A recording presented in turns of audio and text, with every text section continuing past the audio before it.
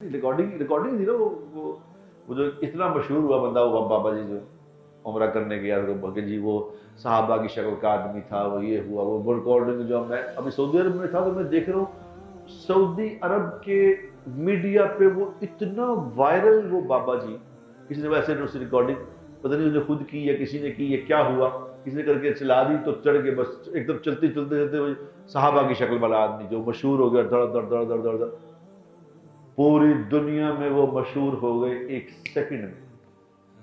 मैं उसकी मशहूरी में देख रहे थे, ये लोग कितने चैनल बनाते हैं, चैनल बना के उन पे फिर उस पर पता नहीं क्या क्या खर्च करते हैं और किस तरह उसकी गेमें झूठ सच भर भर भर भर के किस तरह मशहूर हो जाए।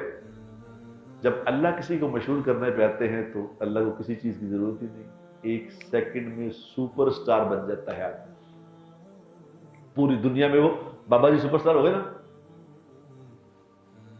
और लेकिन जो हमारा हम तो जो पाकिस्तान वाले हैं, पाकिस्तान वाले तो कोई इस तरह कोई किसी का पता चल जाए कि ये आदमी कोई नेक टाइप किसी, उसको फिर पीर बनाते हैं। वो तो फिर यानी नौजुबिल्लाह खुदा ही बन जाते हैं, बस जी यही पीर। अब वो अगर बाबा जी अपना आस्ताना कोई खोल लें तो मेरा अद्धा पाकिस्तान पहुंच जाएगा उत्थे, जनाब साढ़े से दुआ कर दो। ये हमारा तो ये चक्कर है कि जी वो जनाब उन्होंने बुला लिया।